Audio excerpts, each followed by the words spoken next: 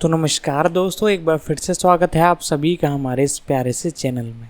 आज की इस वीडियो में हम बात करने जा रहे हैं एक और बेहतरीन सीरीज के बारे में जो कि हमें बहुत जल्द देखने को मिलने वाली है। जी हाँ दोस्तों, जिसका नाम है द बोरोज। जी हाँ दोस्तों, द बोरोज या बोरोज करके एक तरह में ये सीरीज़ देखने को मिल रही है जो कि नेटफ्लिक्स द्वारा बनाई गई है। तो आज की इस वीडियो के अंदर हम इसी सीरीज के बारे में बात करने जा रहे हैं। तो आप हमारे इस चैनल पर नए हो, चैनल को सब्सक्राइब कर ले, बेल आइकन दबा कर इसे ऑल पर सेट कर ले।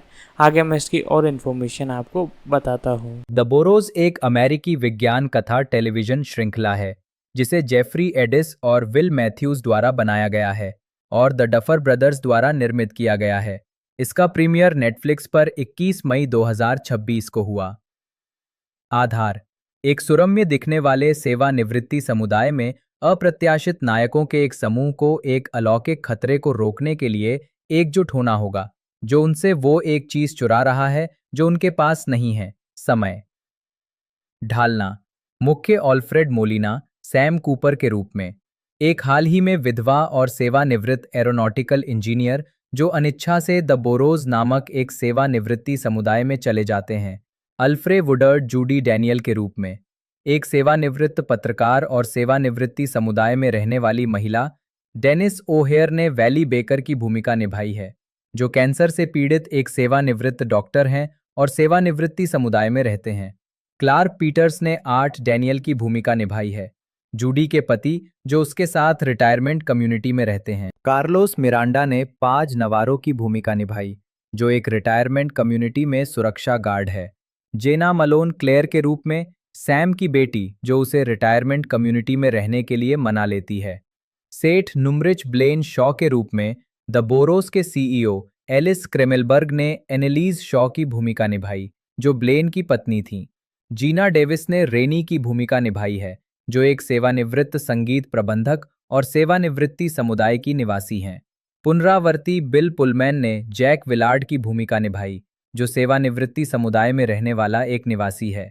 राफेल कैसल नील के रूप में, क्लेयर के पति और सैम के दामाद। जेन कज़मारेक लिली के रूप में, सैम की हाल ही में दिवंगत पत्नी। एरिक एडेलस्टीन ने हैंक विलियम्स की भूमिका निभाई जो रिटायरमेंट कम्युनिटी में सुरक्षा प्रमुख थे। डी वेलेस ने ग्रेस का किरदार निभाया है जो एक रिटायरमेंट कम्युनिटी की निवासी है। एड बेगली जूनियर ने एडवर्ड का किरदार निभाया है जो ग्रेस का पति है और रिटायरमेंट कम्युनिटी के लॉन्ग टर्म केयर फैसिलिटी में रहता है। मूसा हुसैन क्रैश ने डॉक्टर मैगिनिस की भूमिका निभाई। करण सोनी टोबी के रूप में, बेथ बेली ने केलिक की भूमिका निभाई है जो रिटायरमेंट कम्युनिटी में ट्रांजिशन मैनेजर हैं। एपिसोड नहीं शीर्षक निर्देशक द्वारा लिखित, मूल रिलीज तिथि 1 द बरो में आपका स्वागत है। बेन टेलर, जेफरी एडिस और विल मैथ्यूज। 21 मई 2026। बरोज। रिटायरमेंट कम्युनिटी में एक शांत रात, वहां रहने वाली ग्रेस पर एक अजीबोगरीब रहस्यमयी जीव ने हमला कर दिया। कुछ समय बाद हाल ही में विधवा हुई और अभी भी शोक में डूबी सैम कूपर अनिच्छा से मृत प्रतीत होने वाली ग्रेस के पुराने घर में रहने चली जाती है। अपने पड़ोसी जैक से मिलने के बाद सैम अपना अनुबंध तोड़ने और वहां से निकलने की कोशिश करने के लिए कम्युनिटी के कॉरपोरेट मालिकों से मिलने जाता है। अपने घर वापस आकर वो ग्रेस के पति एडवर्ड को दीवारों में उल्लू की तलाश करते हुए पाता है। मनोभ्रंश से पीड़ित एडवर्ड सैम पर हमला करता है और उसे घायल कर देता है, ये मानते हुए कि वो उनमें से एक है। एडवर्ड को स्टाफ द्वारा द मैनर वापस भेज दिया जाता है जो मनोभ्रंश से पीड़ित निवासियों के लिए एक विशेष सुविधा है। सुरक्षा प्रमुख हैंक सैम को द मैनर ले जाता है ताकि वो बरोस के सीईओ ब्लेन शॉ से मिल सके, जहां शॉ सैम को अपना अनुबंध तोड़ने से पहले बरोस में कुछ समय बिताने के लिए मना लेता है। उसी शाम जैक सैम के लिए बारबेक्यू पार्टी आयोजित करता है जिसमें साथी निवासी वॉली, जूडी और उनके पति आर्ट और रेनी शामिल होते हैं। बारबेक्यू के बाद सैम अपने घर लौटता है और शॉ को फोन करके बताता है कि उसने वहीं रहने का फैसला कर लिया है। बाद में अलार्म की आवाज से परेशान होकर वो जैक के घर में प्रवेश करता है, जहां उसे जैक के शरीर के ऊपर वो प्राणी मिलता है। 2 बात का शोक। Ben Taylor Jos Molina. 21 मई 2026। अगले दिन सैम उस जीव के बारे में जैक के शव को ले जाने वाले पैरामेडिक्स को बताता है, लेकिन वे इसके बजाय दिल का दौरा पड़ने को कारण बताते हैं। रेनी पूरे इलाके में क्वार्ट्ज की वस्तुओं की चोरी की रिपोर्ट जूनियर सुरक्षा गार्ड पाज को देती है, लेकिन उसका वरिष्ठ अधिकारी हैंक आगे की जांच रोक देता है। पाज और रेनी फिर भी चुपके से जांच करते हैं। हवेली में सैम एडवर्ड से मिलने जाता है, जो दावा करता है कि उसने एक को पकड़ा है और उल्लू दीवारों में है, चाबी रोशनी में है। सैम उसके घर की तलाशी लेता है और एक लाइट फिक्सचर में एडवर्ड की चाबी, जिस पर एक स्टोरेज लॉकर नंबर लिखा है, पाता है। आर्ट एक सुनसान झोपड़ी में जाता है जहां वो जादुई मशरूम उगाता है, जहां वो जैक की मृत्यु पर शोक मनाता है, लेकिन ये भी स्वीकार करता है कि जैक और जूडी का अफेयर चल रहा था।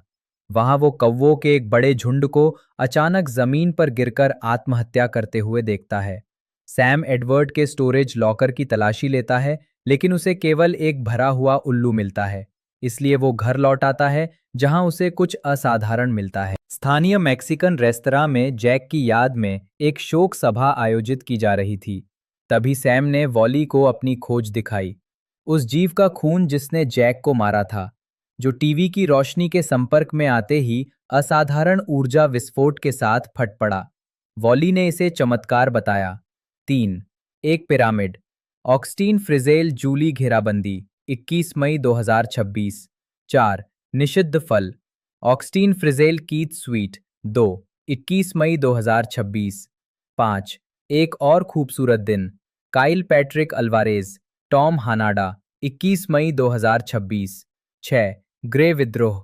Kyle Patrick Alvarez James Shams 21 मई 2026। 7. जाने का समय हो गया है। ऑक्सटीन फ्रिजेल योना स्पाइडेल 21 मई 2026। 8. Triple audible. Augustine Frizzell Jeffrey Addis और विल मैथ्यूज 21 मई 2026। उत्पादन विकास।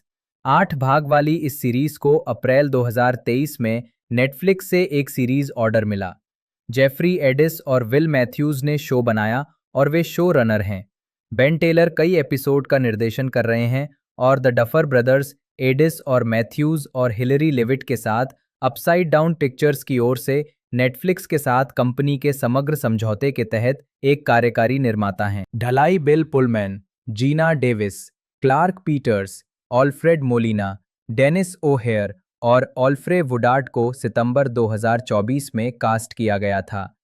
उसी महीने बाद में जेना मलोन, कार्लोस मिरांडा, सेठ नुमरिच और एलिस क्रेमेलबर्ग कास्ट में शामिल हुए। नवंबर 2024 में Rafael Casal, Ed Begley Junior, Jane Kaczmarek, Eric Edelstein, Dee Wallace और मूसा हुसैन क्रैश आवर्ती भूमिकाओं में कास्ट में शामिल हुए।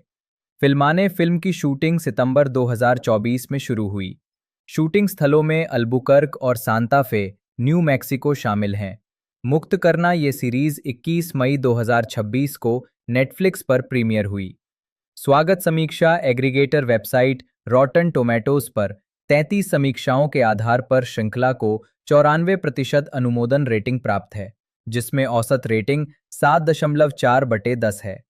मेटाक्रिटिक, जो भारत औसत का उपयोग करता है, ने 13 आलोचकों के आधार पर 100 में से 72 अंक दिए, जो आमतौर पर अनुकूल समीक्षाओं को दर्शाता है। एल्फ्रेड मोलिना, जन्म एल्फ्रेडो मोलिना 24 मई 1953, एक ब्रिटिश और अमेरिकी अभिनेता हैं।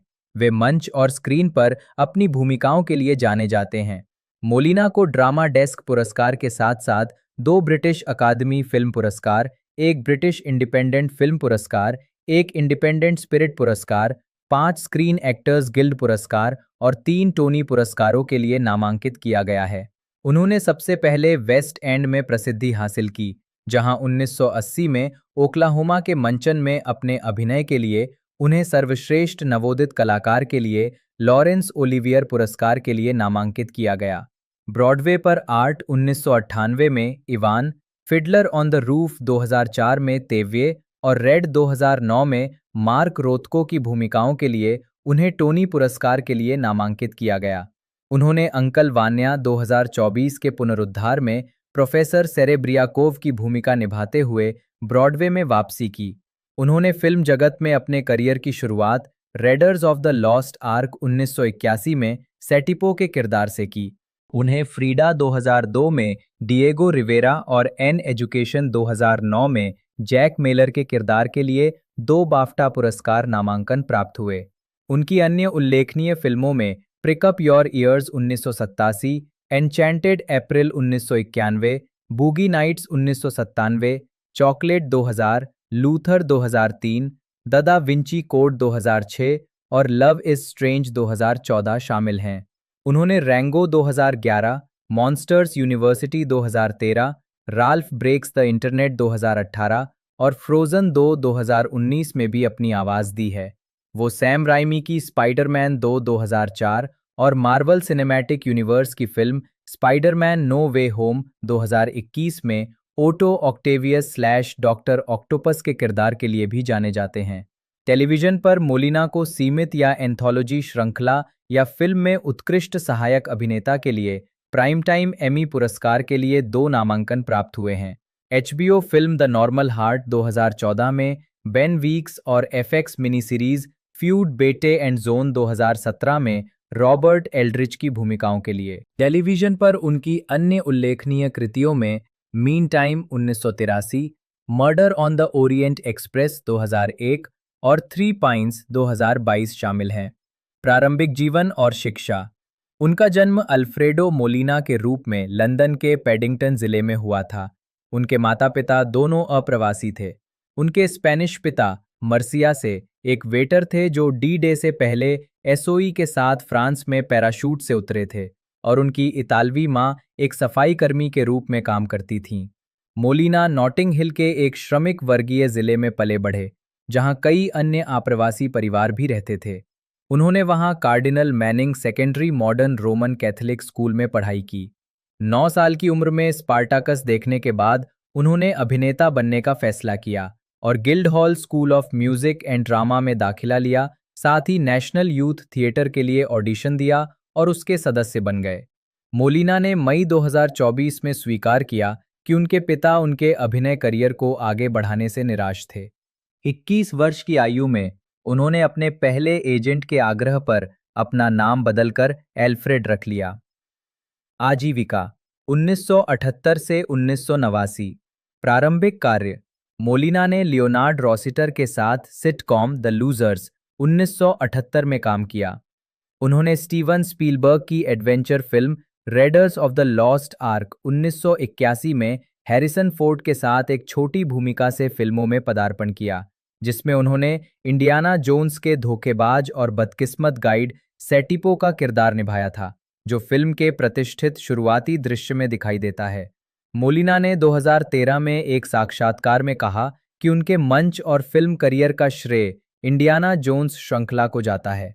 मुझे इस पर बहुत गर्व है। मुझे ये स्वीकार करना होगा कि उस समय मैंने नहीं सोचा था, ओह, ये फिल्म इतिहास में दर्ज हो जाएगा। मैं इससे पहले कभी कैमरे के सामने नहीं आया था। मोलिना ने readers of the Lost arc में अपनी छोटी लेकिन यादगार भूमिका के बारे में कहा। उन्होंने इस काम को भगवान का उपहार बताया और कहा, मैंने स्टीवन को सार्वजनिक रूप से कई बार धन्यवाद दिया है। उस काम ने मुझे कई मायनों में बचाया। फिल्म में अपने अप्रसिद्ध संवाद के बारे में मोलिना ने कहा कि मुझे कभी भी इस बारे में लोगों के मेरे पास आने से कोई समस्या नहीं हुई। वे मुझसे वो संवाद चिल्लाते हैं, मुझे मूर्ति दो, मैं तुम्हें चाबुक मारूंगा। मुझे खुशी है कि लोगों को ये अभी भी याद है। हालांकि उन्हें असली पहचान लेटर टू ब्रेजनेव 1950 से मिली, जिसके बाद उन्होंने प्रिक अप योर ईयर्स 1987 में मुख्य भूमिका निभाई, जिसमें उन्होंने जो ऑर्टन के प्रेमी और अंततः हत्यारे केनेथ हेलीवेल का किरदार निभाया। उन्हें मूल रूप से टीवी सिटकॉम रेड ड्वार्फ में आर्नोल्ड रिमर के रूप में कास्ट किया गया था, लेकिन उनकी जगह क्रिस बैरी को ले लिया गया। 1990 से 1999 ब्रॉडवे में पदार्पण और प्रशंसा। 1990 के दशक की शुरुआत में मोलिना ब्रिटिश टेलीविजन पर हर जगह दिखाई देते थे। उनकी सबसे चर्चित भूमिका एल सिड की पहली 2 श्रृंखलाओं में मुख्य भूमिका थी। वे माइक न्यूवेल के कॉस्ट्यूम ड्रामा एन्चेंटेड अप्रैल 1992, रिचर्ड डोनर की वेस्टर्न कॉमेडी मैवरिक 1994 और जिम जार्मुश की वेस्टर्न डेड मैन 1995 जैसी समीक्षकों द्वारा प्रशंसित फिल्मों में दिखाई दिए। बाद की फिल्म भूमिकाओं में drama not without my daughter 1991, science fiction horror film species 1995 और broad comedy Dudley do right 1999 शामिल हैं। मध्य पश्चिमी अमेरिकी लहजे के साथ मोलिना ने बेट्टी वाइट के साथ अमेरिकी टेलीविजन श्रृंखला लेडीज मैन में अभिनय किया, जो 1999 से 2001 तक चली। 1993 में वे जॉन थॉ और लिंडसे डंकन के साथ BBC mini series a year in Provence के रूपांतरण में परेशान करने वाले टोनी की भूमिका में दिखाई दिए। 1995 में मोलिना ने मरीसा टोमेई के साथ द पेरेज फैमिली में अभिनय किया, जिसमें उन्होंने क्यूबा के शरणार्थियों की भूमिका निभाई जो अमेरिका में आसानी से रहने के लिए शादीशुदा होने का नाटक करते हैं। मार्जोरी बॉमगार्टन ने मोलिना की प्रशंसा करते हुए कहा कि उन्होंने अपने किरदार को निभाने के लिए कोमल सम्मान और हैरान कर देने वाली अचंभा का सही मिश्रण हासिल किया है। हालांकि लॉस एंजलिस टाइम्स के पीटर रेनर ने मोलिना को इतना गहन रूप से भीगा हुआ बताया कि वो एक बड़े से गुस्से वाले काले बादल की तरह हैं। मोलिना ने पॉल थॉमस एंडरसन के साथ 2 बार काम किया है, पहली बार बूगी नाइट्स 1997 में और फिर मैग्नोलिया 1999 में। मोलिना ने 1998 में यास्मीना रेजा की आर्ट में ब्रॉडवे पर अपनी शुरुआत की और बाद में ब्रॉडवे पर फिडलर ऑन द रूफ में तेव्ये और रेड में मार्क रॉथको के रूप में प्रदर्शन किया। 2000 से 2009 स्थापित अभिनेता मोलिना ने 2000 में मोलिना लासे हॉलस्ट्रॉम की फिल्म चॉकलेट में नजर आए, जिसे समीक्षकों द्वारा खूब सराहा गया और सर्वश्रेष्ठ फिल्म के लिए अकादमी पुरस्कार के लिए नामांकित किया गया। उन्हें डिएगो रिवेरा की जीवनी पर आधारित फिल्म फ्रीडा 2002 में सल्मा हायक के साथ उनके अभिनय के लिए व्यापक पहचान मिली, जिसके लिए उन्हें बाफ्टा और एसएजी पुरस्कारों के लिए नामांकित किया गया। उन्होंने जारमुश की फिल्म कॉफी एंड सिगरेट्स 2003 में स्टीव कूगन के साथ खुद का किरदार निभाया और लूथर 2003 में जोहान टेडजेल और स्पाइडरमैन 2 2004 में ओटो ऑक्टेवियस / डॉक्टर ऑक्टोपस के किरदार निभाकर और अधिक व्यावसायिक पहचान हासिल की, जो उस वर्ष की सबसे अधिक कमाई करने वाली फिल्मों में से एक बन गई। बाद वाली फिल्म के लिए मोलिना को सर्वश्रेष्ठ सहायक अभिनेता के रूप में सैटेलाइट पुरस्कार के लिए नामांकित किया गया था। उन्होंने वीडियो गेम रूपांतरण में भी अपनी भूमिका दोहराई। 2006 में मोलिना ने केनेथ बिट ब्रैनक की शेक्सपियर की film as you like it में टचस्टोन की भूमिका निभाई और रॉन हॉवर्ड के द दा विंची कोड के रूपांतरण में भी दिखाई दिए। मोलिना ने 2009 की एनिमेटेड फिल्म वंडर वुमन में खलनायक एरेस की आवाज दी। मोलिना के रंगमंच के कार्यों में रॉयल नेशनल थिएटर के 2 प्रमुख नाटक शामिल हैं, टेनेसी विलियम्स का the night of the iguana Shannon के रूप में और डेविड मैमेट का स्पीड द प्लो फॉक्स के रूप में। ब्रॉडवे में अपने पदार्पण में मोलिना ने यास्मीना रेजा के टोनी पुरस्कार विजेता नाटक आर्ट में अभिनय किया, जिसके लिए उन्हें 1998 में टोनी नामांकन प्राप्त हुआ। 2004 में मोलिना ब्रॉडवे के फिडलर ऑन द रूफ के निर्माण में तेव्ये के रूप में अभिनय करते हुए मंच पर लौटे। अपने प्रदर्शन के लिए उन्हें एक बार फिर टोनी पुरस्कार नामांकन प्राप्त हुआ, इस बार सर्वश्रेष्ठ संगीत अभिनेता के लिए। उन्हें 2010 में रेड के लिए अपना तीसरा टोनी पुरस्कार नामांकन प्राप्त हुआ, नाटक में मुख्य अभिनेता द्वारा सर्वश्रेष्ठ प्रदर्शन के लिए। 2007 में मोलिना ने audible.com के लिए 17 भागों वाली एक मूल ऑडियो बुक द चोपेन मैन्यूस्क्रिप्ट का वर्णन किया। ये धारावाहिक उपन्यास जेफरी डीवर, ली चाइल्ड, जोसेफ फाइंडर और लीसा स्कॉटोलिन सहित 15 बेस्ट सेलिंग थ्रिलर लेखकों की एक टीम द्वारा लिखा गया था। इस उपन्यास ने ऑडियो पब्लिशर्स एसोसिएशन से 2008 का audio book of the year पुरस्कार जीता। 2010 से 2019 कैरियर विस्तार। 1 अप्रैल 2010 को मोलिना ने ब्रॉडवे के जॉन गोल्डन थिएटर में जॉन लोगन के नाटक रेड में एडी रेडमाइन के साथ कलाकार मार्क रॉथको की भूमिका में 27 जून तक सीमित समय के लिए प्रदर्शन शुरू किया। उन्होंने दिसंबर 2009 में लंदन के डोनमार वेयरहाउस में इस भूमिका को काफी आलोचनात्मक सफलता के साथ निभाया था और 2018 में वेस्ट एंड के विंडहैम थिएटर में उस भूमिका को फिर से निभाया था। 2010 में मोलिना ने 6 भाग वाले BBC sitcom Roger and Val have just got in में डॉन फ्रेंच के साथ अभिनय किया। 2012 में दूसरी श्रृंखला के साथ। मोलिना के नाम पर 3 लेगो मिनी फिगर बनाए गए हैं, जिनमें स्पाइडरमैन 2 और स्पाइडरमैन नो वे होम से doctor octopus, readers of the Lost arc से सेटिपो और प्रिंस ऑफ पर्शिया से शेख अमर शामिल हैं। जुलाई 2010 में ये घोषणा की गई कि Molina law and order LA के कलाकारों में डिप्टी डिस्ट्रिक्ट अटॉर्नी मोरालेस के रूप में शामिल हो गए हैं। इससे पहले उन्होंने 2005 में लॉ एंड ऑर्डर फ्रेंचाइजी के 2 अन्य show, Law and Order Special Victims Unit और Law and Order Trial by Jury में 2 भाग वाले क्रॉसओवर में अतिथि भूमिका निभाई थी। Molina performing arts group theatre train के संरक्षक हैं। वे लॉस एंजलिस की theatre company the new American theatre, पूर्व में सर्कस थिएट्रिकल्स के नाम से जानी जाती थी, के भी लंबे समय से सदस्य हैं, जहां वे अक्सर कंपनी के कलात्मक निर्देशक जैक स्टेलिन के साथ शेक्सपियर और सीन स्टडी पढ़ाते हैं। 2017 में उन्होंने रयान मर्फी की FX limited series Feud Bette and Joan में फिल्म निर्देशक रॉबर्ट एल्ड्रिच का किरदार निभाया। ये सीरीज 1962 में film whatever happened to Baby Jane की शूटिंग और अभिनेत्रियों बेटे डेविस और जोन क्रॉफर्ड, जिन्हें क्रमशः सुसान सैरेंडन और जेसिका लैंग ने निभाया था, के बीच संबंधों पर आधारित थी। मोलिना को फिल्म के लिए आलोचकों से प्रशंसा मिली और उन्हें प्राइम टाइम एमी अवार्ड्स और गोल्डन ग्लोब अवार्ड्स में उनके अभिनय के लिए नामांकन भी प्राप्त हुए। 2020 से वर्तमान। 2020 में मोलिना डेविड ओयेलोवो के ड्रामा द वाटरमैन और एमरल फेनेल की black comedy thriller promising young woman में नजर आए। 8 दिसंबर 2020 को ये घोषणा की गई कि वो मार्वल सिनेमैटिक यूनिवर्स एमसीयू की फिल्म स्पाइडरमैन नो वे होम 2021 में डॉक्टर ऑक्टोपस के रूप में वापसी करेंगे, जिसका प्रीमियर 17 दिसंबर 2021 को होना था।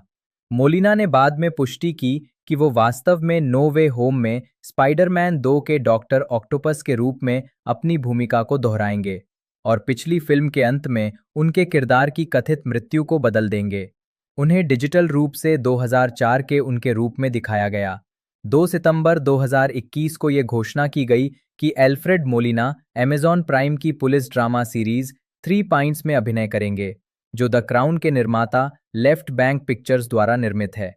मोलिना सुरेते डू क्यूबेक के चीफ इंस्पेक्टर आर्मंड गामाचे की भूमिका निभाते हैं, जो लुइस पेनी की पुस्तक श्रृंखला, जिसमें स्टिल लाइफ भी शामिल है, जो अनाम श्रृंखला की पहली कड़ी है, का मुख्य पात्र है। वे शो के कार्यकारी निर्माता भी हैं। ट्रेलर अक्टूबर 2022 में जारी हुआ और शो का प्रीमियर दिसंबर 2022 में हुआ। एक सीजन के बाद इसे रद्द कर दिया गया। 2024 में मोलिना ने ब्रॉडवे में एंटोन चेखव के नाटक अंकल वान्या 2024 के पुनरुद्धार में प्रोफेसर सेरेब्रियाकॉव की भूमिका निभाई। इस प्रस्तुति का निर्देशन लीला न्यूगेबॉयर ने किया था और इसे हाइडी श्रेक ने रूपांतरित किया था। मोलिना ने Steve Carell, William Jackson Harper, Allison Pill, Anika Noni Rose और जेन हॉडिशेल के साथ सह अभिनय किया। उन्होंने Harold and the Purple Crayon के फिल्म संस्करण में कथावाचक की भूमिका भी निभाई। 2026 में उन्होंने बीबीसी रेडियो 4 के संगीत 1776 के रूपांतरण में बेंजामिन फ्रैंकलिन के चरित्र को आवाज दी।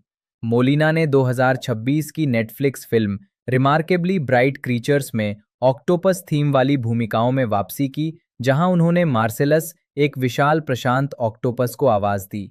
फिलहाल Molina Netflix series the borrows 2026 में सैम कूपर की भूमिका निभा रहे हैं। निजी जीवन। मोलिना लॉस एंजलिस कैलिफोर्निया में रहते हैं। वो 2004 से यूके यूएस के दोहरी नागरिकता रखते हैं। 2017 में वो ला कनाडा फ्लिंटरिज में चले गए। अंग्रेजी के अलावा वो फ्रेंच, इतालवी और स्पेनिश में धारा प्रवाह हैं। मोलिना की पिछली शादी से एक बेटी है, राहेल। 1986 में मोलिना ने लंदन के टॉवर हैमलेट्स में अभिनेत्री जिल गैस्कोइन से शादी की। वे 28 अप्रैल 2020 को लॉस एंजलिस में अल्जाइमर रोग से उनकी मृत्यु तक विवाहित रहे। नवंबर 2019 में निर्देशक जेनिफर ली ने पुष्टि की कि वो मोलिना के साथ रिश्ते में थीं।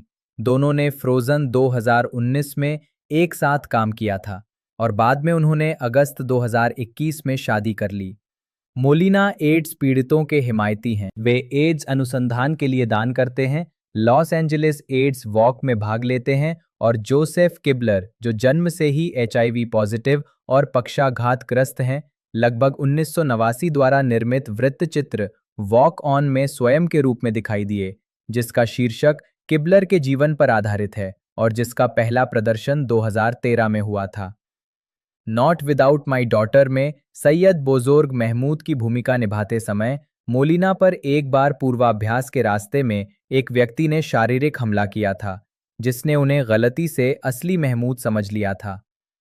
स्टेज क्रेडिट वर्ष शीर्षक भूमिका थिएटर 1970 राजा हिरण सिगोलोटी स्लैश दुरानडार टॉवर थिएटर कंपनी 1971 12वीं रात नाटककार हेवर्थ थिएटर 1976 राजा लेयर आकस्मिक पात्र शूरवीर सैनिक सेवक रॉयल शेक्सपियर थिएटर 1977 हमारे बीच वो अच्छा रिश्ता jumbo private Hart riot soldier Royal Shakespeare Company डाकू PC Boyd pathologist Warehouse Theatre commune के दिन बिस्मार्क स्लैश मोटा सज्जन स्लैश महापौर एक स्लैश पुजारी एल्डविच थिएटर 1978 जमे हुए परिसंपत्तियां अल वेयरहाउस थिएटर एक दयनीय और एकाकी मृत्यु मेजर स्नीमैन एल्डविच थिएटर 1979 एक अराजकतावादी की आकस्मिक मृत्यु उन्मादी हाफ मून थिएटर 1980 से 81 Oklahoma Jud Fry Palace theatre West End 1981 भुगतान नहीं कर सकते तो भुगतान नहीं करेंगे Giovanni Bardi Criterion theatre 1982 Destry फिर से मैदान में उतरेगा टॉम डेस्ट्री डॉनमार गोदाम ओज का जादूगर उत्तर की चुड़ैल Half Moon Theatre 1983 Macbeth Liverpool Playhouse 1984 डूबने जैसा कुछ अल्फ्रेडो हेम्स्टेड थिएटर 1985 सुखांत Sammy Mamie Wurlitzer Royal Shakespeare Company का राष्ट्रीय पश्चिमी दौरा द टेमिंग ऑफ द श्रू पेट्रुचियो रॉयल शेक्सपियर कंपनी का राष्ट्रीय पश्चिमी दौरा 1986 से 87 गंभीर धन Jack Jackerman Royal Court Theatre 1989 Speed the Plow Charlie Fox Royal National Theatre London 1992 iguana की रात Rev T Lawrence Shannon Royal National Theatre London 1995 से 96 Molly Sweeney Frank Sweeney Laura Pels Theatre RTC 1998 कला Ivan Bernard B Jacobs Theatre Broadway 2001 True West Lee Skirball सांस्कृतिक केंद्र Los Angeles 2002 Richard तीसरा Duke of Buckingham Odyssey Theatre 2004 ते 5 Fiddler on the roof Tevye Minskoff Theatre Broadway 2006 cherry का बाग Lopakhin Mark Taper Forum Los Angeles 2007 Howard Katz Laura Pels Theatre RTC 2009 से 10 लाल Mark Rothko Donmar Warehouse London John Golden Theatre Broadway 2012 से 13 Mark Taper Forum Los Angeles LA Theatre Works 2016 और अब हम कभी अलग नहीं होंगे अगुआ विलियम्सटाउन थिएटर महोत्सव 2017 दिन भर की लंबी यात्रा रात में James Tyrone Geffen Playhouse Los Angeles 2018 लाल Mark Rothko Wyndham Theatre West End 2020 पिता आंद्रे पासाडेना प्लेहाउस 2023 हवा विरासत में मिली Henry Drummond 2024 uncle Vanya Aleksandr Vladimirovich Serebryakov Lincoln Center Theatre filmography पतली परत विशेष रूप से प्रदर्शित चलचित्र वर्ष शीर्षक भूमिका notes 1981 Raiders of the Lost Ark Satipo 1983 इसी बीच पॉल 1985 ब्रेजनेव को पत्र सरगेई लेडीहॉक सेजर पानी पिएरे एलेनी युवा क्रिस्टोस अमान्य 1987 ध्यान से सुनो केनेथ हेलीवेल 1988 घोषणापत्र अवंती 1989 कला प्रवीण व्यक्ति जॉन ओगडन बचावकर्मी बोल रहे हैं इतालवी पादरी 1991 हैनकॉक टोनी हैनकॉक मेरी बेटी के बिना नहीं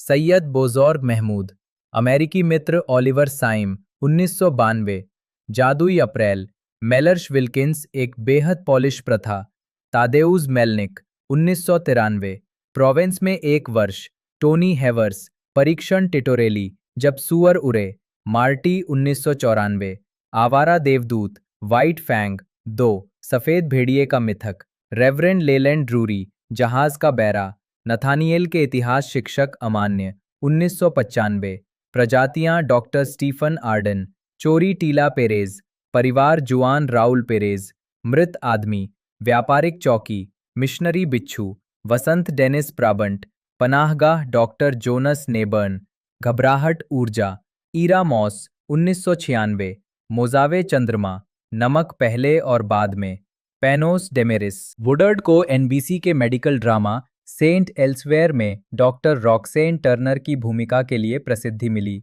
जिसके लिए उन्हें 1986 में ड्रामा सीरीज में उत्कृष्ट मुख्य अभिनेत्री के लिए प्राइम टाइम एमी पुरस्कार और 1988 में अतिथि अभिनेत्री के लिए नामांकित किया गया था। उन्हें NBC drama series Hill Street Blues 1984, NBC series LA Law 1987, HBO film Miss Evers' Boys 1997 और द प्रैक्टिस 2003 में अपनी भूमिकाओं के लिए 4 प्राइम टाइम एमी पुरस्कार मिले हैं। 2005 से 2006 तक वुडर्ड ने ABC comedy drama series desperate housewives में बेट्टी एप्पलवाइट की भूमिका निभाई। मार्वल सिनेमैटिक यूनिवर्स एमसीयू में उन्होंने नेटफ्लिक्स सीरीज ल्यूक केज 2016 से 2018 में ब्लैक मारिया स्टोक्स डिलार्ट का किरदार निभाया। वो एक राजनीतिक कार्यकर्ता और निर्माता के रूप में भी जानी जाती हैं। Woodard Artists for a New South Africa की संस्थापक हैं, जो उस देश में लोकतंत्र और समानता को बढ़ावा देने के लिए समर्पित एक संगठन है। प्रारंभिक जीवन और शिक्षा। वुडर्ड का जन्म तुल्सा, ओक्लाहोमा में हुआ था। उनकी मां कॉन्स्टेंस एक गृहिणी थी और उनके पिता मैरियन एच वुडर्ड एक उद्यमी और इंटीरियर डिजाइनर थे। वो 3 बच्चों में सबसे छोटी हैं और हाई स्कूल में चीयर लीडर थीं। वुडर्ड ने तुल्सा के एक निजी कैथलिक स्कूल बिशप कैली हाई स्कूल में पढ़ाई की और 1970 में वहां से स्नातक की उपाधि प्राप्त की। उन्होंने बोस्टन विश्वविद्यालय में नाटक का अध्ययन किया और वहां से स्नातक की उपाधि प्राप्त की। 2004 में उन्हें बोस्टन विश्वविद्यालय से ललित कला में मानद डॉक्टरेट डीएफए की उपाधि प्राप्त हुई। आजीविका 1970 के दशक। वुडर्ड ने 1974 में वॉशिंगटन डीसी के एरिना स्टेज पर अपने पेशेवर थिएटर करियर की शुरुआत की। ऑफ ब्रॉडवे पर उन्होंने 1976 की शुरुआत में द पब्लिक थिएटर में नाटक so nice they named it twice में अभिनय किया। 1976 में वो लॉस एंजलिस चली गईं। बाद में उन्होंने कहा, जब मैं लॉस एंजलिस आई तो लोगों ने मुझसे कहा कि अश्वेत अभिनेताओं के लिए कोई फिल्म भूमिकाएं नहीं हैं। मैं मूर्ख नहीं हूं, मैं ये जानती हूं, लेकिन मुझे हमेशा विश्वास था कि मैं अपनी कला जानती हूं। उनकी सफलता की भूमिका 1977 में ऑफ ब्रॉडवे नाटक for coloured girls who have considered suicide when the rainbow is enough में थी। अगले वर्ष वुडर्ड ने एलन रूडोल्फ द्वारा लिखित और निर्देशित thriller film remember my name से फिल्मों में पदार्पण किया। उसी वर्ष उन्होंने सैमुअल एल जैक्सन के साथ great performance television film the trial of the moke में मुख्य भूमिका निभाई। 1980 के दशक वुडर्ड अपने पति रॉड्रिक स्पेंसर के साथ 1987 के एमी अवार्ड्स में। 1980 में वुडर्ड ने रॉबर्ट ऑल्टमैन द्वारा निर्देशित कॉमेडी फिल्म हेल्थ में एक भूमिका निभाई। बाद में वो NBC mini series the sophisticated gents में दिखाई दी और अल्पकालिक कॉमेडी ड्रामा टकर्स विच 1982 से 83 में कैथरीन हिक्स और टिम मैथेसन के साथ एक नियमित भूमिका निभाई। 1983 में वुडर्ड ने मार्टिन रिट द्वारा निर्देशित जीवनी नाटक फिल्म क्रॉस क्रीक में मैरी स्टीनबर्गेन के साथ अभिनय किया। फिल्म में अपने प्रदर्शन के लिए उन्हें सर्वश्रेष्ठ सहायक अभिनेत्री के लिए अकादमी पुरस्कार के लिए नामांकित किया गया था। 1983 में वुडर्ड ने एनबीसी के समीक्षकों द्वारा प्रशंसित धारावाहिक नाटक हिल स्ट्रीट ब्लूज में डोरिस रॉबसन के रूप में अपने 3 एपिसोड के आर्क के लिए उत्कृष्ट सहायक अभिनेत्री श्रेणी में अपना पहला प्राइम टाइम एमी पुरस्कार जीता। उनकी अगली टेलीविजन भूमिका जीना डेविस अभिनीत अल्पकालिक एनबीसी सिटकॉम सारा में थी। अगले कुछ वर्षों में वुडर्ड को कई टेलीविजन फिल्मों में मुख्य भूमिकाओं के लिए आलोचनात्मक प्रशंसा मिली। उन्हें फिल्मों words by heart 1985, unnatural causes 1986 और a mother's courage the Mary Thomas story 1989 में उनकी भूमिकाओं के लिए प्राइम टाइम एमी अवार्ड्स के लिए नामांकित किया गया था। 1986 में वुडॉर्ड ने ड्रामा फिल्म एक्सट्रीमिटीज में फराह फॉसेट के साथ अभिनय किया, जो विलियम मास्ट्रो-सिमोन के 1982 के ऑफ ब्रॉडवे नाटक पर आधारित थी। NBC drama series LA law के पायलट एपिसोड में ल्यूकीमिया से मर रही महिला के किरदार के लिए उन्हें प्राइम टाइम एमी अवार्ड में सर्वश्रेष्ठ अतिथि अभिनेत्री का पुरस्कार मिला। 1985 से 1986 तक वो एनबीसी के मेडिकल ड्रामा सेंट एल्सवेयर की नियमित कलाकार भी थीं। उन्होंने डॉक्टर रॉक्सैन टर्नर की भूमिका निभाई, जो एक सशक्त डॉक्टर और डेंजेल वॉशिंगटन के किरदार की प्रेमिका थीं। उन्होंने एक ही सीजन के बाद शो छोड़ दिया और 1988 में अतिथि कलाकार के रूप में दिखाई दी। वुडर्ड को 1986 में सेंट एल्सवेयर के लिए प्राइम टाइम एमी अवार्ड में सर्वश्रेष्ठ मुख्य अभिनेत्री और 1988 में सर्वश्रेष्ठ अतिथि अभिनेत्री के लिए नामांकित किया गया था। 1998 में वुडर्ड ने homicide life on the street के छठे सीजन के एक एपिसोड मर्सी के लिए इस भूमिका को फिर से निभाया। शो में अतिथि भूमिका के लिए उन्हें प्राइम टाइम एमी अवार्ड के लिए भी नामांकित किया गया था। 1987 में वुडर्ड ने एचबीओ फिल्म मंडेला में दक्षिण अफ्रीकी कार्यकर्ता विनी मंडेला की भूमिका निभाई। विनी के लहजे से मेल खाने के लिए उन्होंने कई सप्ताह समाचार क्लिप देखने और उनकी टेप सुनने में बिताए। उन्हें एमी पुरस्कार तो नहीं मिला, लेकिन मंडेला के लिए उन्हें केबल एसी अवार्ड और उत्कृष्ट मुख्य अभिनेत्री श्रेणी में एनएएसीपी इमेज अवार्ड मिला। अगले वर्षों में उन्होंने स्क्रूज्ड 1988 और मिस फायर क्रैकर 1989 जैसी कॉमेडी फिल्मों में अभिनय करना शुरू किया। 1990 के दशक 1991 में वुडर्ड ने लॉरेंस कैज़डन द्वारा निर्देशित ड्रामा फिल्म ग्रैंड कैनियन में अभिनय किया।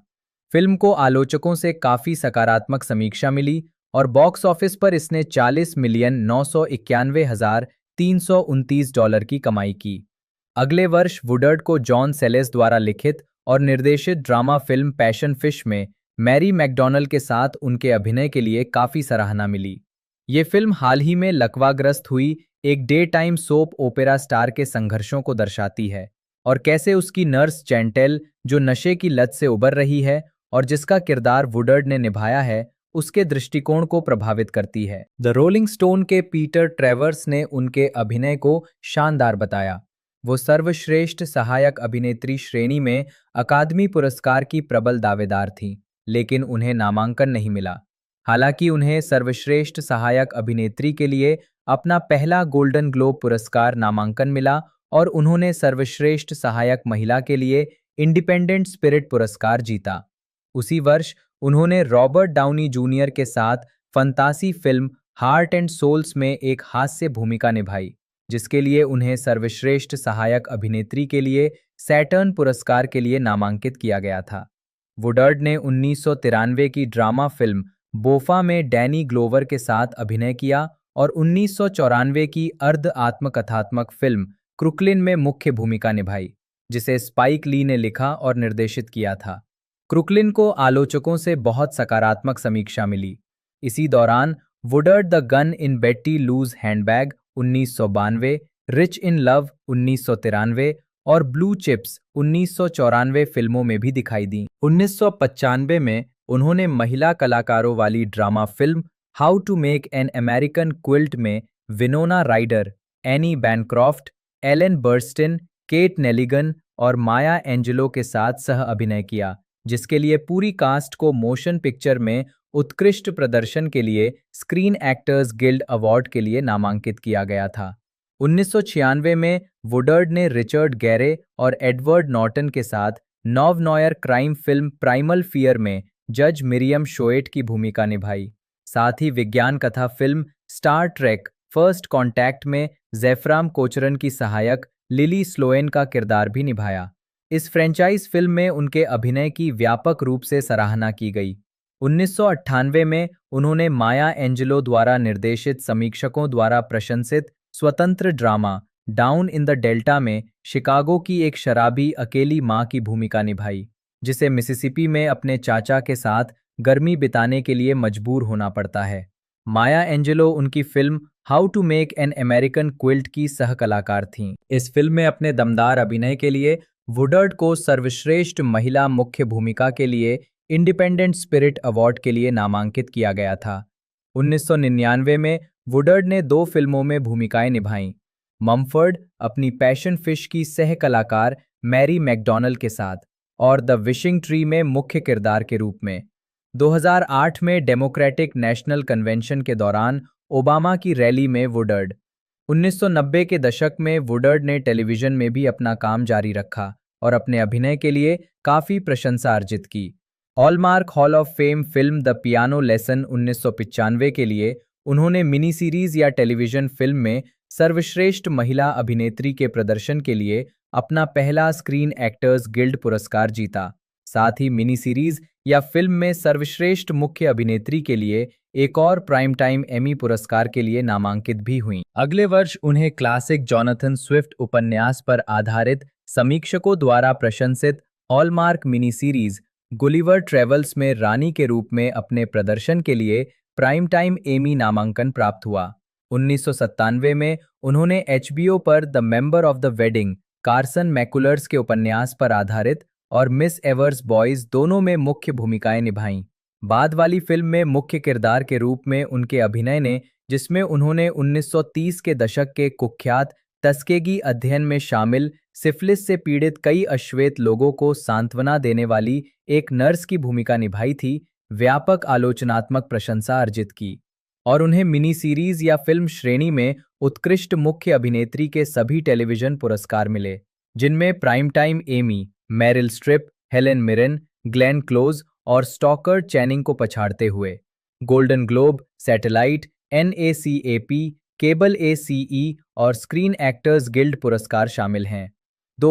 2000 के दशक में वुडर्ड के फिल्मी करियर ने विभिन्न शैलियों में उनकी बहुमुखी प्रतिभा को प्रदर्शित किया, जिनमें comedy drama film what's cooking 2000, romantic drama love and basketball 2000, जिसमें उन्होंने मुख्य किरदार की मां की भूमिका निभाई, विज्ञान कथा फिल्में केपैक्स 2001, द कोर 2003 और द फॉरगॉटन 2004, जीवनीपरक ड्रामा रेडियो 2003, कॉमेडी फिल्में द सिंगिंग डिटेक्टिव 2003 और Beauty Shop 2005, romantic drama Something New 2006 और dance musical Take the Lead 2006 शामिल हैं। वुडर्ड को हॉलिडे हार्ट 2000 में एक ड्रग एडिक्ट के रूप में उनके अभिनय के लिए गोल्डन ग्लोब पुरस्कार के लिए भी नामांकित किया गया था। इसके अलावा उन्होंने कई फीचर और टेलीविजन वृत्तचित्रों में अपनी आवाज़ दी, साथ ही वॉल्ट डिज्नी की फिल्म डायनासोर में भी आवाज़ दी। ये फिल्म आर्थिक रूप से सफल रही और इसने दुनिया भर में $349 मिलियन से अधिक की कमाई की। टेलीविजन पर वुडर्ड ने 2003 में द प्रैक्टिस के 2 एपिसोड में अतिथि भूमिका निभाई, जिसके लिए उन्होंने अपना चौथा प्राइम टाइम एमी पुरस्कार जीता।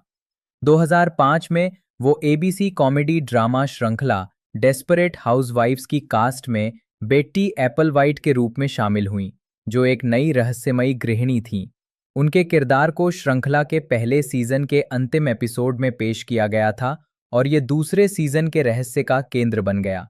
श्रृंखला के निर्माता मार्क चेरी ने कहा, उनके किरदार में कुछ भी जानबूझकर अश्वेत नहीं है, उनका रंग आकस्मिक है। वुडर्ड ने कहा कि भूमिका की पेशकश किए जाने से पहले उन्होंने कभी भी शो नहीं देखा था, जिसके कारण निर्माताओं ने उन्हें शो के 15 एपिसोड भेजे, जिन्हें उन्होंने परिवार के विभिन्न सदस्यों के बीच बांट लिया। कहानियों की तुलना करने के बाद वुडर्ड ने याद किया कि वो श्रृंखला की तुरंत दीवानी हो गईं। जैसे ही वुडर्ड ने बेट्टी एप्पलवाइट की भूमिका स्वीकार की, उन्होंने बताया कि उन्हें मीडिया का भारी ध्यान मिला। वुडर्ड द्वारा बेट्टी के किरदार को बखूबी निभाया गया और 2006 में उन्हें कॉमेडी सीरीज में उत्कृष्ट सहायक अभिनेत्री के लिए प्राइम टाइम एमी पुरस्कार के लिए नामांकित किया गया। हालांकि उनके रहस्य को लेकर मिली-जुली प्रतिक्रियाएं आईं। दूसरे सीजन के प्रीमियर की समीक्षा में एंटरटेनमेंट वीकली के माइकल स्लेजक ने सोचा कि एप्पलवाइट रहस्य शो के दूसरे सीजन में फ्लॉप होने की संभावना को कम करने में मदद करेगा। उन्होंने वुडर्ड के अभिनय के साथ साथ उनके किरदार की कहानी की भी प्रशंसा करते हुए कहा, वुडर्ड के प्रदर्शन में कुछ ऐसा सहज स्नेह और मातृत्व है, ऐसी मासूमियत है जो उनके खतरनाक दृश्यों को और भी भयावह बना देती है। हालांकि जैसे जैसे सीजन आगे बढ़ा, अन्य गृहिणियों के साथ बेट्टी की कम बातचीत को लेकर कई शिकायतें आईं। उन्होंने दूसरे सीजन के अंतिम एपिसोड में सीरीज छोड़ दी। वुडर्ड ने 2008 में ओहियो के न्यू फिलाडेल्फिया में बराक ओबामा के लिए प्रचार किया। वुडर्ड को टेलीविजन फिल्मों द वाटर इज वाइड और पिक्चर्स ऑफ हॉलिस वुड्स 2007 में उनकी भूमिकाओं के लिए प्राइम टाइम एमी पुरस्कारों के लिए नामांकित किया गया था। उन्होंने 2008 में टाइलर पेरी की drama film the family that praise में मुख्य भूमिका निभाई। फिल्म को आलोचकों से मिली-जुली समीक्षाएं मिली, लेकिन उनके अभिनय की सराहना की गई। लॉस एंजलिस टाइम्स के आलोचक बॉब बेकर ने अपनी समीक्षा में कहा, फिल्म तब रफ्तार पकड़ती है जब वुडर्ड और कैथी बेट्स के किरदार थेल्मा एंड लुइस शैली की रोड ट्रिप पर जाते हैं। जबकि वॉशिंगटन पोस्ट की नीली टकर ने लिखा, इस फिल्म की सबसे अच्छी बात वुडर्ड है। अगर वो इसमें नहीं होती तो मुझे लगता है कि ये फिल्म फ्लॉप हो जाती।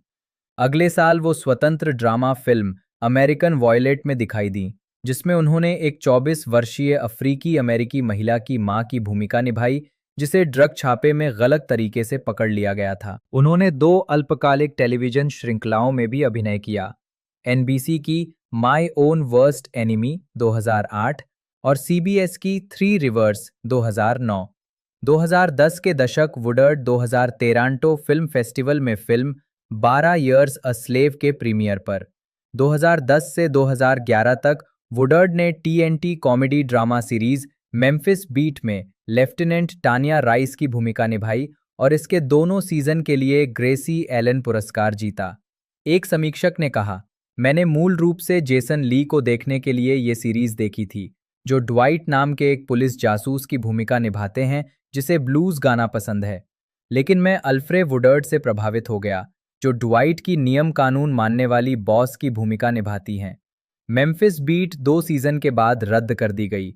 2010 में वो एचबीओ की ट्रू ब्लड के तीसरे सीजन में रूबी जीन रेनॉल्ड्स के रूप में दिखाई दी। अपनी इस आवर्ती भूमिका के लिए उन्हें 2011 में एक और प्राइम टाइम एमी नामांकन मिला। वुडर्ड ने 2011 में शोंडा राइम्स के ड्रामा ग्रेज एनाटॉमी और 2012 में प्राइवेट प्रैक्टिस में भी अतिथि भूमिका निभाई। 2012 में ही वुडर्ड ने 1989 की कॉमेडी ड्रामा फिल्म स्टील मैग्नोलियाज के लाइफ टाइम टेलीविजन रीमेक में ऑइजर की भूमिका निभाई, जो पहले शर्ली मैकलेन द्वारा निभाई गई थी। इसे 6.5 मिलियन दर्शकों ने देखा, जिससे ये नेटवर्क के इतिहास में तीसरी सबसे अधिक देखी जाने वाली लाइफ टाइम ओरिजिनल फिल्म बन गई। वुडर्ड को उनके हास्य प्रदर्शन के लिए आलोचकों की प्रशंसा मिली, साथ ही प्राइम टाइम एमी और स्क्रीन एक्टर्स गिल्ड अवार्ड्स के लिए नामांकन भी मिला। 2013 में वुडर्ड ने 16 अलग-अलग भूमिकाओं के लिए 17 नामांकन के साथ एमी इतिहास रचा। इसके अलावा 2013 में उन्होंने बीबीसी अमेरिका के पीरियड ड्रामा कॉपर में एक आवर्ती भूमिका निभाई। 2013 में वुडर्ड ने स्टीव मैक्वीन की ऐतिहासिक drama film 12 years a slave में मिस्ट्रेस हैरियट शॉ की भूमिका निभाई, जो एक पूर्व गुलाम महिला थी और दक्षिणी जाति व्यवस्था में ऊपर उठी थी। हालांकि उनकी भूमिका संक्षिप्त थी, उनके अभिनय की शक्तिशालीता के लिए प्रशंसा की गई। अन्य कलाकारों के साथ उन्हें एक फिल्म में सर्वश्रेष्ठ प्रदर्शन के लिए स्क्रीन एक्टर्स गिल्ड अवार्ड के लिए नामांकित किया गया था। साथ ही एक दृश्य में अपनी भूमिका के लिए उन्हें सर्वश्रेष्ठ सहायक अभिनेत्री के लिए NAACP इमेज अवार्ड के लिए भी नामांकित किया गया था। 2013 में उन्होंने म्यू म्यू की वुमेन्स टेल्स श्रृंखला के एक भाग एवा डुवर्नय की लघु फिल्म द डोर में भी अभिनय किया। अगले वर्ष वुडर्ड हॉरर थ्रिलर एनाबेल और कॉमेडी ड्रामा मिसिसिपी ग्राइंड में दिखाई दी। उन्होंने स्वतंत्र ड्रामा फिल्म नक्कल हेड में एक हिंसक मां की भूमिका भी निभाई। 2014 में वुडर्ड ने NBC के राजनीतिक drama series state of affairs में कैथरीन हीगल के साथ संयुक्त राज्य अमेरिका की पहली महिला राष्ट्रपति की भूमिका निभाई। अपनी भूमिका के बारे में वुडर्ड ने कहा, राष्ट्रपति की भूमिका निभाना राष्ट्रपति होने से ज्यादा मजेदार है, लेकिन मुझे जो बात आकर्षित करती थी वो थी पटकथा की बुद्धिमत्ता और वो दुनिया जो हमने पहले कभी नहीं देखी थी। वो दुनिया जिसके अस्तित्व के बारे में बिन लादेन का पीछा करने से पहले ज्यादातर अमेरिकियों को पता ही नहीं था, और ये उन लोगों द्वारा किया जा रहा था जो उस दुनिया को जानते थे। इसलिए हम सीमाओं से बहुत बाहर नहीं जा रहे हैं, ये यथार्थवाद पर आधारित है। और मुझे राजनीति से प्यार है। मैंने कई दशकों तक राजनीति में काम किया है, इसलिए ये मेरे लिए एक ऐसी दुनिया में जीने का मौका था जो मेरे लिए महत्वपूर्ण थी। सीरीज का प्रीमियर आलोचकों से आमतौर पर नकारात्मक समीक्षाओं के साथ हुआ, लेकिन अधिकांश समीक्षकों ने वुडर्ड के अभिनय की प्रशंसा की। बोस्टन हेराल्ड की एमी एमाटेंजेलो ने प्रीमियर को सी ग्रेड दिया, जिसमें कहा गया कि प्रीमियर में राष्ट्रपति कॉन्स्टेंस पाइटन के रूप में अल्फ्रे वुडार्ड को ज्यादा कुछ करने को नहीं दिया गया है, लेकिन हेगल के विपरीत उनमें इस भूमिका के लिए गंभीरता है और शो को उनका अधिक उपयोग करना बुद्धिमानी होगी। श्रृंखला घंटे के अंतिम क्षणों में कुछ दिलचस्प खुलासे करती है। वे संभावित रूप से शो को और अधिक रोचक बना सकते हैं, लेकिन फिलहाल स्थिति काफी औसत दर्जे की है। एक ही सीजन के बाद श्रृंखला रद्द कर दी गई। नवंबर 2014 में वुडार्ड को ओक्लाहोमा हॉल ऑफ फेम में शामिल किया गया। उन्होंने अपने स्वीकृति भाषण में कहा कि उनका मानना है कि अपनी प्रसिद्धि का उपयोग कम भाग्यशाली लोगों की मदद करने के लिए करना उनका दायित्व है। नवंबर 2014 में ही वुडार्ड ने makers women who make America के सीजन 2 के एक एपिसोड विमेन इन पॉलिटिक्स का वर्णन किया। वुडार्ड ने सारा वीक्स के युवा वयस्क उपन्यास पर आधारित फिल्म सो बी इट 2016 में मुख्य भूमिका निभाई, जिसका निर्देशन स्टीफन गिलेनहॉल ने किया था। मार्वल की film Captain America civil war 2016 में उनकी एक छोटी भूमिका थी, जिसमें उन्होंने सोकोविया की लड़ाई में मारे गए एक अमेरिकी नागरिक की मां मिरियम शार्प का किरदार निभाया था। उसी वर्ष बाद में उन्होंने नेटफ्लिक्स श्रृंखला मार्वल के ल्यूक केज में ब्लैक मारिया स्टोक्स डिलार्ड की भूमिका निभाई, जो मार्वल सिनेमैटिक यूनिवर्स में उनके द्वारा निभाया गया दूसरा किरदार था। वुडार्ड ने 2012 में जॉनसन सी स्मिथ विश्वविद्यालय में भाग लिया। वुडार्ड ने शीला विलियम्स की किताब dancing on the edge of the roof पर आधारित स्वतंत्र ड्रामा जुआनिटा 2019 में मुख्य किरदार निभाया। उन्होंने सेंट जूडी में मिशेल मोनागन के साथ सह अभिनय भी किया। इसके अतिरिक्त वुडार्ड नेटफ्लिक्स के ए सीरीज ऑफ अनफॉर्चुनेट इवेंट्स के रूपांतरण में जोसेफिन एनविस्टल के रूप में दिखाई दी, जिसका प्रीमियर 2017 में हुआ था। 2018 में उन्होंने फॉक्स के प्राइम टाइम सोप ओपरा एम्पायर में रेनी कुकी लियोन की मां की भूमिका निभाई। 2019 में वुडार्ड ने जॉन फेवरियू द्वारा निर्देशित द लायन किंग के सीजीआई लाइव एक्शन रीमेक में सराबी को आवाज दी। उसी वर्ष वुडार्ड ने जेल ड्रामा फिल्म क्लेमेंसी में मुख्य भूमिका निभाई, जिसका प्रीमियर 2019 सनडांस फिल्म फेस्टिवल में हुआ था। ये फिल्म एक जेल वार्डन वुडार्ड पर केंद्रित है, जो अपने मनोवैज्ञानिक संघर्षों का सामना करती है क्योंकि वो उस कैदी एल्डिस हॉज द्वारा अभिनीत के साथ भावनात्मक रूप से जुड़ जाती है जिसे उसे फांसी देनी है। अपने अभिनय के लिए वुडार्ड को व्यापक आलोचनात्मक प्रशंसा मिली। उन्हें 2020 अकादमी पुरस्कार में सर्वश्रेष्ठ अभिनेत्री श्रेणी के लिए नामांकन के दावेदारों में सूचीबद्ध किया गया था, लेकिन उन्हें नामांकन नहीं मिला। उन्हें अपने अभिनय के लिए सर्वश्रेष्ठ अभिनेत्री के लिए बाफ्टा पुरस्कार नामांकन प्राप्त हुआ। उसी वर्ष वुडार्ड ने एप्पल टीवी प्लस की मूल फंतासी ड्रामा श्रृंखला सी में जेसन मोमोआ के साथ अभिनय करना शुरू किया। ये श्रृंखला भविष्य में स्थापित है जिसमें मानव जाति ने दृष्टि खो दी है। 2020 के दशक 2021 में वुडार्ड ने पॉल वीज द्वारा निर्देशित ड्रामा फिल्म फादरहुड में केविन हार्ट के साथ अभिनय किया। फिल्म को आलोचकों से मिली-जुली समीक्षाएं मिली, लेकिन ये नेटफ्लिक्स पर हिट रही। रिलीज के एक सप्ताह बाद नेटफ्लिक्स ने बताया कि फिल्म रिलीज के पहले महीने में 61 मिलियन घरों में देखी जाने की राह पर थी।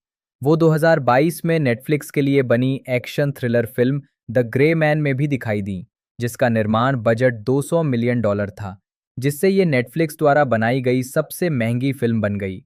2022 में ही उन्होंने कायरा सेडविक के निर्देशन में बनी पहली रोमांटिक कॉमेडी फिल्म स्पेस ऑडिटी में एक कैमियो भूमिका निभाई। इंडीवायर की सामंथा बर्गेसन ने अपनी समीक्षा में लिखा, आल्फ्रे वुडार्ड, जो इस फिल्म के लिए बहुत अच्छी हैं, एक दयालु बाल रोग विशेषज्ञ के रूप में हमें पर्दे पर सुशोभित करती हैं, जो एलेक्स का इलाज करती हैं, क्योंकि वो एक छोटे बच्चे की तरह व्यवहार करता है। वुडर्ड ने CBC television period drama mini series the porter का कार्यकारी निर्माण किया और उसमें सह अभिनय किया, जिसका प्रीमियर 2022 में सकारात्मक समीक्षाओं के साथ हुआ और ये 11वें कैनेडियन स्क्रीन अवार्ड्स में सबसे अधिक नामांकित शो बन गया। वुडर्ड को द पोर्टर के लिए ड्रामा सीरीज में अतिथि भूमिका में सर्वश्रेष्ठ प्रदर्शन के लिए कैनेडियन स्क्रीन अवार्ड मिला। वुडर्ड ने 2024 में सलेम लोट के फिल्म रूपांतरण में डॉक्टर कोडी की भूमिका निभाई और मॉर्गन फ्रीमैन के साथ hate to see you go में अभिनय करने वाली थीं। उन्होंने थ्रिलर फिल्म वायरल में ब्लेयर अंडरवुड के साथ अभिनय किया। उसी वर्ष उन्होंने महाकाव्य film the book of Clarence और कॉमेडी फिल्म समर कैंप में डायने कीटन और कैथी बेट्स के साथ अभिनय किया। 2024 में वुडर्ड ने स्टार ट्रेक लोअर डेक्स के अंतिम से पहले वाले एपिसोड फिशर क्वेस्ट में स्टार ट्रेक फर्स्ट कॉन्टैक्ट से लिली स्लोएन के रूप में अपनी भूमिका को दोहराया। वुडर्ड ने चरित्र के एक वैकल्पिक वास्तविकता संस्करण को निभाया। वुडर्ड ने घोषणा की है कि वो मतदान अधिकार कार्यकर्ता और नागरिक अधिकार नेता फैनी लू हैमर के बारे में एक आगामी 4 घंटे की टेलीविजन मिनी सीरीज का निर्माण कर रही हैं। इस परियोजना की घोषणा पहली बार 2014 में की गई थी और नवंबर 2020 में एबीसी सिग्नेचर ने इसे श्रृंखला के रूप में बनाने का आदेश दिया। 2023 तक परियोजना का निर्माण शुरू नहीं हुआ था। फिलहाल वुडर्ड नेटफ्लिक्स सीरीज द बोरोज 2026 में जूडी डैनियल की भूमिका निभा रही हैं। निजी जीवन। वुडर्ड ने 21 अक्टूबर 1983 को लेखक रॉड्रिक स्पेंसर से शादी की और उनके 2 बच्चे हैं, मेविस और डंकन। उनकी बेटी मेविस ने 2010 गोल्डन ग्लोब पुरस्कारों के लिए मिस गोल्डन ग्लोब के रूप में कार्य किया। वुडर्ड क्रिश्चियन साइंस का अनुसरण करते हैं। वुडर्ड विभिन्न मुद्दों के लिए एक सक्रिय कार्यकर्ता हैं। वो artist for a New South Africa 1989 से लगभग 2014 की संस्थापक और बोर्ड सदस्य हैं। वुडर्ड डेमोक्रेटिक पार्टी की बोर्ड सदस्य भी हैं और उन्होंने 2008 और 2012 दोनों राष्ट्रपति चुनावों में बराक ओबामा के लिए प्रचार किया था। वो एलजीबीटी अधिकारों और समलैंगिक विवाह के लिए निरंतर समर्थन देती हैं। फरवरी 2009 में वो तेहरान में हाउस ऑफ सिनेमा फोरम के निमंत्रण पर अमेरिकी फिल्म निर्देशकों और अभिनेताओं के एक समूह के साथ ईरान की सांस्कृतिक यात्रा पर गईं। 9 अगस्त 2015 को वुडर्ड टीएलसी के who do you think you are कार्यक्रम में दिखाई दी। उनके पिता की वंशावली पर किए गए शोध से पता चला कि उनके परदादा एलेक्स वुडर्ड का जन्म 1840 के दशक की शुरुआत में जॉर्जिया के ह्यूस्टन काउंटी में गुलामी में हुआ था। लगभग 14 या 15 वर्ष की आयु में एलेक्स अपने परिवार से अलग हो गए जब उनके मालिक ने लुइसियाना के जैक्सन पैरिश में अपना स्थान बदल लिया। इतिहासकारों ने वुडर्ड को इस बात के प्रमाण खोजने में मदद की कि एलेक्स पर 1867 में मतदान कर लगाया गया था, जिससे पता चलता है कि उन्होंने गृहयुद्ध समाप्त होने के 2 साल बाद मतदान के लिए पंजीकरण कराया था। 1881 तक एलेक्स ने जैक्सन पैरिश में 80 एकड़ 32 हेक्टेयर कृषि भूमि खरीद ली थी। 15 अप्रैल 1898 को एलेक्स वुडर्ड और उनकी पत्नी एलिजाबेथ ने अपनी 80 एकड़ भूमि अपने भाई आरन स्टेल को बेच दी, क्योंकि वे उस समय तक टेक्सास के वॉर्टन काउंटी में चले गए थे। पुरस्कार और नामांकन। मुख्य लेख अल्फ्रे वुडर्ड द्वारा प्राप्त पुरस्कारों और नामांकनों की सूची। वुडर्ड को कई पुरस्कार मिल चुके हैं, जिनमें 4 प्राइम टाइम एमी पुरस्कार, रेजिना किंग के साथ किसी अफ्रीकी अमेरिकी कलाकार द्वारा सबसे अधिक अभिनय एमी पुरस्कार जीतने का रिकॉर्ड बराबर करना, 1 गोल्डन ग्लोब पुरस्कार और 3 स्क्रीन एक्टर्स गिल्ड पुरस्कार शामिल हैं। उन्हें 1 अकादमी पुरस्कार, 1 बाफ्टा पुरस्कार और 2 ग्रैमी पुरस्कारों के लिए भी नामांकित किया गया है। फिल्मोग्राफी पतली परत वर्ष शीर्षक भूमिका नोट संदर्भ 1978 मेरा नाम याद रखे रीता, 1980 स्वास्थ्य सैली बेनबो, 1983 क्रॉस क्रीक बीट्रिस गीची, 1984 आराम से लिया जाने वाला बदला विकी टीग, 1984 हत्या की मंजिल मैडी कस्टर, 1986 हाथ पैर Patricia, 1988 Scrooged Grace Cooley, 1989 Miss Firecracker Popeye Jackson, 1990 Blue Bayou Jessica Filley, 1991 Grand Canyon, Jane प्रीति, हैटी का बच्चा हैटी, अप्रकाशित, साथ ही एसोसिएट प्रोड्यूसर, 1992, बेटी लू के हैंडबैग में बंदूक, वकील, एन ऑर्किन, पैशन फिश शैंटेल, 1993, प्रेम से भरपूर, रोडी पूल, हृदय और आत्मा, पेनी वॉशिंगटन,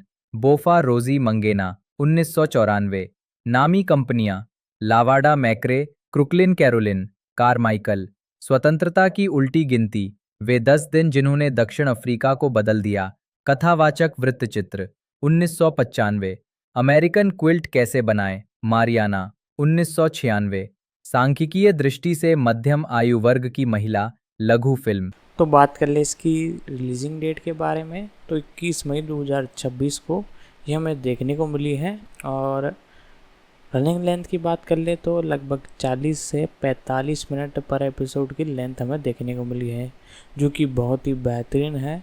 लोगों द्वारा इसे बड़ा प्यार दिया गया है। बाकी ये जैसे ही रिलीज़ हो जाती है फुल इसके एक्सप्लेनेशन की वीडियो सबसे पहले हमारे चैनल पर आपको देखने को मिल जाएगी। तो चैनल को सब्सक्राइब कर ले, बेल आइकन दबा के साल पर सेट कर ले। आज की इस वीडियो में इतना ही, मिलते हैं अगले वीडियो में।